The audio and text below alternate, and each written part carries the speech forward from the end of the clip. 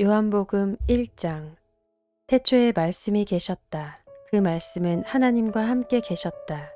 그 말씀은 하나님이셨다. 그는 태초에 하나님과 함께 계셨다.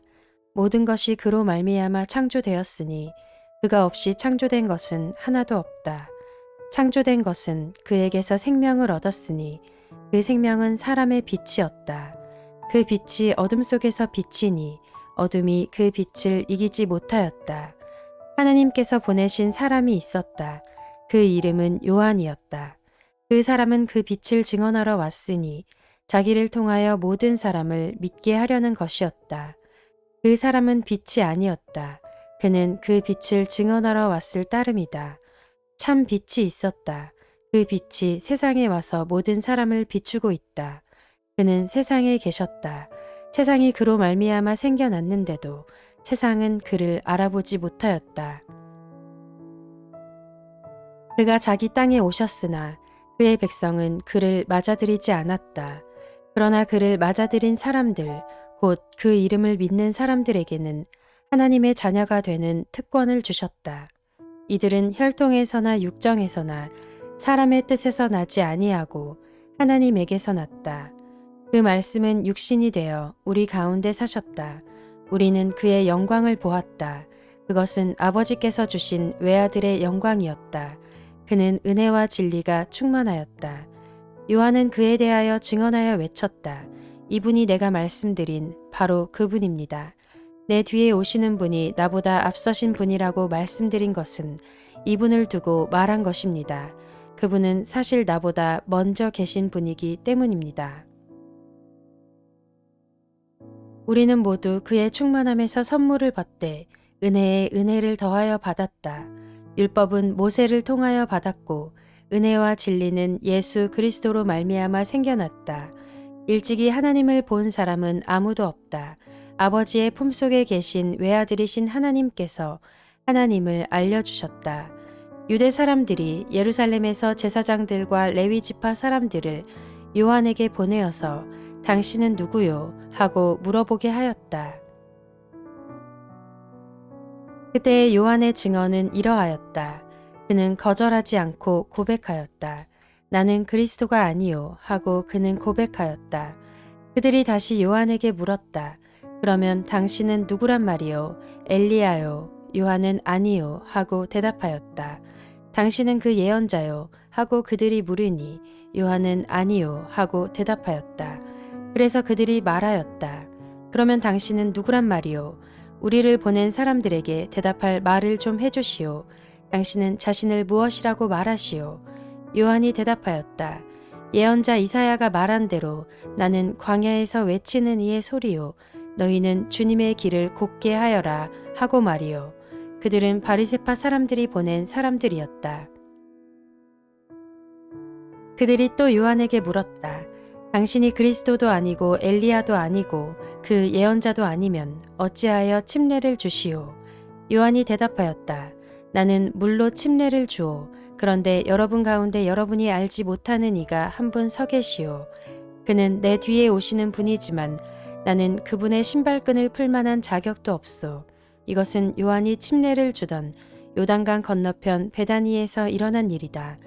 다음 날 요한은 예수께서 자기에게 오시는 것을 보고 말하였다. 보시오, 세상 죄를 지고 가는 하나님의 어린 양입니다. 내가 전에 말하기를 내 뒤에 한 분이 오실 터인데 그분은 나보다 먼저 계시기에 나보다 앞서신 분입니다. 한 적이 있습니다. 그것은 이분을 두고 한 말입니다. 나도 이분을 알지 못하였습니다. 내가 와서 물로 침례를 주는 것은 이분을 이스라엘에게 알리려고 하는 것입니다. 요한이 또 증언하여 말하였다. 나는 성령이 비둘기같이 하늘에서 내려와서 이분 위에 머무는 것을 보았습니다. 나도 이분을 몰랐습니다. 그러나 나를 보내어 물로 침례를 주게 하신 분이 나에게 말씀하시기를 성령이 어떤 사람 위에 내려와서 머무는 것을 보거든 그가 바로 성령으로 침례를 주시는 분임을 알아라 하셨습니다. 그런데 나는 그것을 보았습니다. 그래서 나는 이분이 하나님의 아들이라고 증언하였습니다. 다음 날 요한이 다시 자기 제자 두 사람과 같이 서 있다가 예수께서 지나가시는 것을 보고서 보아라, 하나님의 어린 양이다 하고 말하였다. 그 두 제자는 요한이 하는 말을 듣고 예수를 따라갔다. 예수께서 돌아서서 그들이 따라오는 것을 보시고 물으셨다. 너희는 무엇을 찾고 있느냐? 그들은 랍비님 어디에 묵고 계십니까? 하고 말하였다. 랍비는 선생님이라는 말이다. 예수께서 그들에게 대답하셨다. 와서 보아라. 그들이 따라가서 예수께서 묵고 계시는 곳을 보고 그날을 그와 함께 지냈다. 때는 오후 4시쯤이었다. 요한의 말을 듣고 예수를 따라간 두 사람 가운데 한 사람은 시몬 베드로와 형제간인 안드레였다. 이 사람은 먼저 자기 형 시몬을 만나서 말하였다. 우리가 메시아를 만났소. 메시아는 그리스도라는 말이다. 그런 다음에 시몬을 예수께로 데리고 왔다. 예수께서 그를 보시고 말씀하셨다. 너는 요한의 아들 시몬이로구나. 앞으로는 너를 게바라고 부르겠다. 게바는 베드로, 곧 바위라는 말이다. 다음 날 예수께서 갈릴리로 떠나려고 하셨다. 그때 빌립을 만나서 말씀하셨다. 나를 따라오너라. 빌립은 벳세다 출신으로 안드레와 베드로와 한 고향 사람이었다. 빌립이 나다나엘을 만나서 말하였다. 모세가 율법책에 기록하였고 또 예언자들이 기록한 그분을 우리가 만났습니다. 그분은 나사렛 출신으로 요셉의 아들 예수입니다. 나다나엘이 그에게 말하였다. 나사렛에서 무슨 선한 것이 나올 수 있겠소? 빌립이 그에게 말하였다. 와서 보시오. 예수께서 나다나엘이 자기에게로 오는 것을 보시고 그를 두고 말씀하셨다. 보아라, 저 사람이야말로 참으로 이스라엘 사람이다.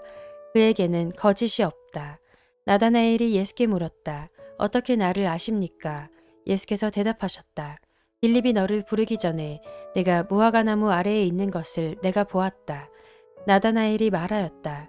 선생님은 하나님의 아들이시요 이스라엘의 왕이십니다. 예수께서 그에게 말씀하셨다. 내가 무화과나무 아래에 있을 때에 내가 너를 보았다고 해서 믿느냐? 이것보다 더 큰 일을 내가 볼 것이다. 예수께서 그에게 또 말씀하셨다. 내가 진정으로 너희에게 말한다. 너희는 하늘이 열리고 하나님의 천사들이 인자 위에 오르락내리락 하는 것을 보게 될 것이다.